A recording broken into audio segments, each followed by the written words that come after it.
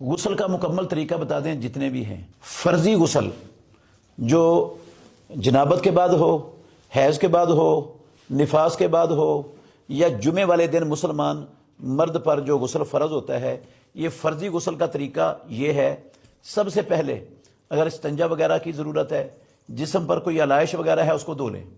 اس کے بعد اپنے ہاتھوں کو اچھی طرح دھو لیں، انگلیوں کا خلال بھی کریں ہاتھوں کو دھوتے ہوئے، اور ہاتھوں کو دھونے کے بعد پھر بسم اللہ کہہ کر، بے شک آپ برہنہ حالت میں ہیں، برہنہ حالت میں منہ میں بسم اللہ کہنا، یہ کوئی بسم اللہ کی بے حرمتی اس میں نہیں ہوتی۔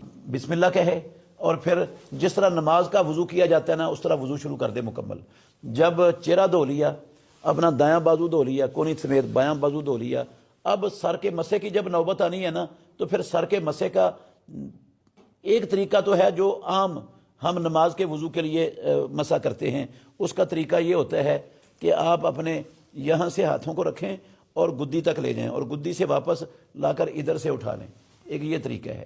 اس طریقے سے بھی فرضی غسل میں مسا ہو سکتا ہے، جائز ہے، جیسا کہ ام المومنین عائشہ رضی اللہ عنہ کی حدیث میں ہے کہ نبی مکرم صلی اللہ علیہ وسلم یتوضأ کما یتوضأ للصلاۃ، اسی طرح فرضی غسل سے پہلے وضو کرتے تھے جس طرح آپ صلی اللہ علیہ وسلم نماز کے لیے وضو کرتے تھے۔